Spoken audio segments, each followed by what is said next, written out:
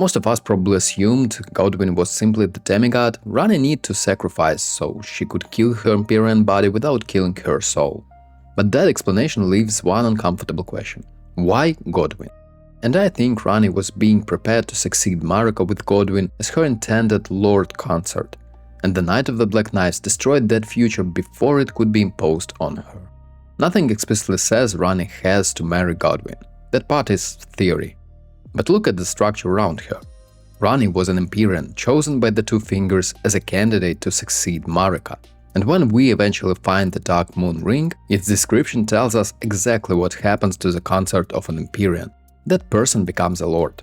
So before Ranni rebelled, there is an obvious missing piece in the future the Fingers had prepared for her, her lord. And among the demigods, one candidate fits that position remarkably well, Godwyn the Golden. The first thing that made this theory feel plausible for me was not Godwyn, it was the Church of Vows. Right through eastern Liurnia, and the church barely looks like the center of a dynastic event. Broken walls, an open roof, celestial dew gathered inside an old stone basin. But this is where the houses of the Erdtree and the Moon were joined. Radagon came into Liurnia at the head of a golden army. He fought Rennala and the Carian forces. Neither side simply erased the other. Instead, the conflict ended in marriage. Radagon became Rennala's husband, joining the champion of the Erdtree to the Carian queen. That precedent matters because one generation later, Ranni and Godwyn represent those same two dynastic worlds. Ranni is Rennala's daughter, lunar princess, Carian royalty.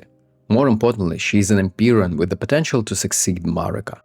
Godwyn is Marika and Godfrey's golden son, a prince of the ruling dynasty and one of Leyndell's great heroes. Put those two together and you are not inventing a completely new political arrangement, you are repeating an old one. Moon and Erdtree, joined through marriage. Except now that union would not merely end a war, it could define the next stage. And Ranni's own quest keeps bringing us back to marriage as something political and ceremonial. At the Moonlight Altar, the Dark Moon Ring is waiting for the person who will become her consort. The ring doesn't just describe affection, it describes status. Then there is a Dark Moon Greatsword. A Moon Greatsword is traditionally given by a Carian queen to her spouse. Rennala gave one to Radagon. Ranni eventually gives one to us. So Carian marriage is not background decoration. It has objects, rituals, political meaning.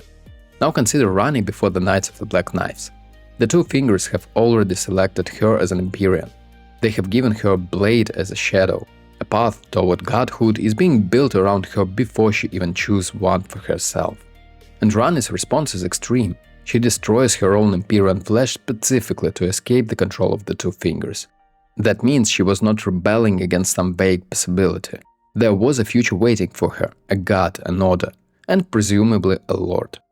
If that lord needed to connect Ranni's Carian blood to Marika's ruling dynasty, Godwyn is almost suspiciously well suited for the role. But family symmetry is not enough. For this theory to work, Godwyn himself should look like someone the Golden Order could actually place beside a future god. And that is where Leyndell becomes important. When we look at the surviving evidence of Godwyn's life, one thing stands out – reconciliation. Walk through Leyndell and you can see the aftermath of the Ancient Dragon War embedded directly into the city. A colossal dragon corpse lies across the capital. The dragons didn't threaten some distant border, they attacked the heart of the Erdtree's kingdom. Godwyn fought Fortisax during that conflict. And then he did something more interesting than killing him. He befriended him. From that relationship came the ancient dragon cult of the capital. A former enemy was incorporated into Leyndell's religious order rather than simply erased. That tells us something about the living Godwyn. He could turn conflict into alliance. And we have already seen that exact political pattern between the Erdtree and Carian. Radagon and Rennala fought. Their marriage joined their houses. Godwyn fought Fortisax. Then friendship brought the dragons into Leyndell's religious world. In both cases, opposition becomes incorporation. Now put that Godwyn beside Ranni. She's a potential successor to Marika. He belongs to Marika's golden dynasty. He has military prestige. He has enormous symbolic legitimacy. And his defining achievement is making a former enemy compatible with the existing order. A marriage between them could bring Carian and the Erdtree together again, this time around Marika's successor.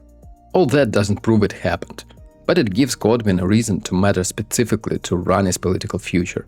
And suddenly the Knight of the Black Knives looks different. Ranni steals a fragment of the Rune of Death. She uses it in a ritual that allows her to destroy the Empyrean flesh while preserving her soul. But another death happens at the same time. Godwyn dies in soul. Ranni dies in body. Two demigods, two complementary deaths, one ritual. If Godwyn was a simple unfortunate victim required to balance Ranni's death, his identity may not matter beyond the mechanics of the ritual. But if he occupied a place in the future Ranni was rejecting, his selection becomes much more precise. Destroyed the Empyrean body the finger selected, destroyed the soul of the Lord who could complete that succession. Ranni would not merely be escaping her assigned role, she would be making the entire arrangement impossible. And that sounds almost too neat, because we hit the place of evidence that nearly kills the theory. Elden Ring knows how to tell us when a marriage matters. We know Rennala married Radagon. We know Marika took Godfrey and later Radagon as an Elden Lord.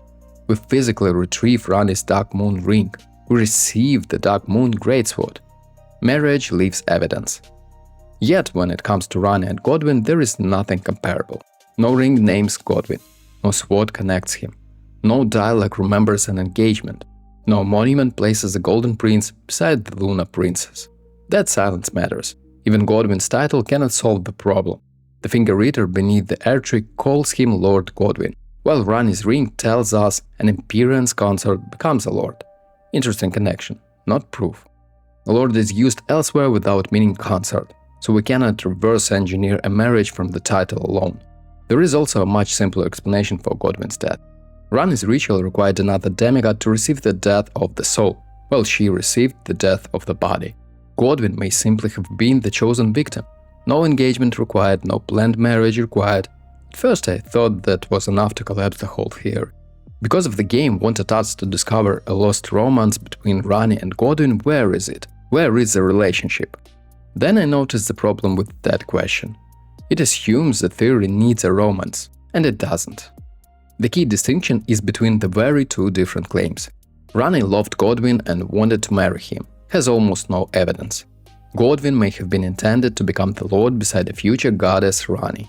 Doesn't require love at all. That changes the investigation. The Dark Moon ring establishes that Ranni's consort occupies an office, lord. And the two fingers were already building the machinery of succession around her. They selected her as an Empyrean. They assigned her as shadow.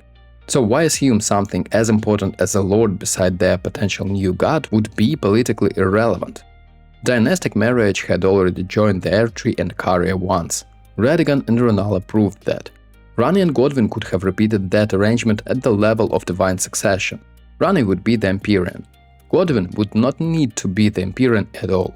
He would be the lord. And this distinction explains why the missing romance doesn't destroy the theory.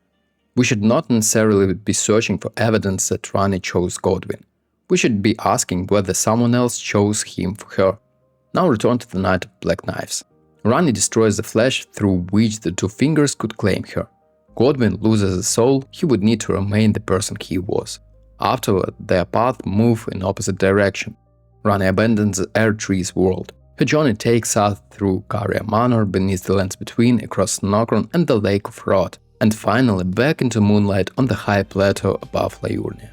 Godwyn goes down, beneath Leyndell, into the roots. His soulless body becomes entangled with the foundations of the Erdtree itself, spreading death root through the lands between. One escapes the order by abandoning her body, the other becomes physically trapped inside its foundation because his body cannot properly die. That symmetry doesn't prove they had to be married, but it makes Godwyn's selection feel much less arbitrary. If Ranni was destroying a future chosen for her, the ritual accomplished something extraordinarily complete. The body that could become their god was destroyed, and perhaps the soul of the man who could become her lord was destroyed with it. There is no hidden document confirming that Ranni was promised to Godwyn, and that is why I would not call this a confirmed one. What we actually have is a structure. Ranni was an Empyrean chosen for a possible successor to Marika. Her path establishes that the Empyrean can take a consort who becomes a lord. Current history establishes dynastic marriage as a way of joining the moon and the Erdtree, and Godwyn's position inside the Golden Dynasty makes him an unusually convincing political counterpart to a future Ranni. Then, on the night Ranni rejects the destiny prepared for her, Godwyn is a demigod whose soul dies alongside her body. That could still be coincidence. He could be simply the victim the ritual required. But if Godwyn was intended to occupy that missing office, the Night of the Black Knights becomes more than Ranni's escape from her Empyrean flesh. It becomes the destruction of an entire succession. Centuries later, our journey ends with an almost perfect reversal of that idea. We cross the underground world, reach the Moonlight Altar, find Ranni beneath the cathedral, and place a dark moon ring on her hand. This time the fingers don't provide the consort. Ranni doesn't inherit a political marriage arranged to preserve the existing order. She chooses a lord who will leave that order behind with her. So maybe the most important question was never whether Ranni loved Godwyn. Maybe it is whether Godwyn represents the last piece of a future she had already decided to destroy. Because if he did, then the most famous murder in the Lands Between was not simply the price Ranni paid for the freedom. It was how she made certain no one could ever put that future back together.